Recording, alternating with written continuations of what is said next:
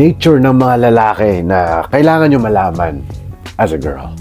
Up next is, we are being soft kung kayo lang dalawa. Napansin nyo yan siguro sa mga lalaki. Pag nasa labas kami, kung para kaming sino kung maglakad, di ba? Para kaming sino. Siga-siga. Kahit magkasama pa kayo dalawa because maraming nakatingin. You're in the public eye. So we had to look strong. Kagaya nga na sinabi ko na we're not crying in front of you. Gaya nga na sinabi ko sa number 2 na hindi kami umiiyak. We're right in front of you. It's the same thing. Kapag nasa public eye kami, it doesn't matter kung kasama man namin kayo or hindi. But, nagugulat na lang kayo. Bakit? Uy, hindi ko ina-expect na ganito pala to ka-sweet.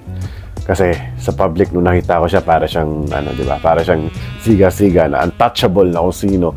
Pero kung kaming dalawa na lang, bakit parang ang lambot niya? Bakit para siyang bata?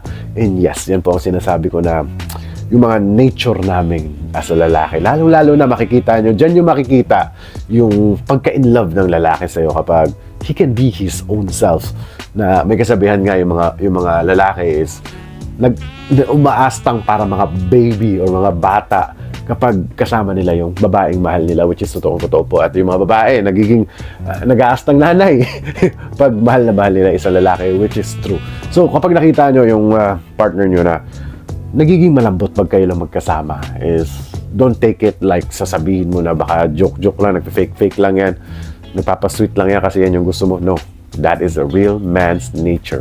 Kapag naging sweet siya, kapag dalawa na lang kayo.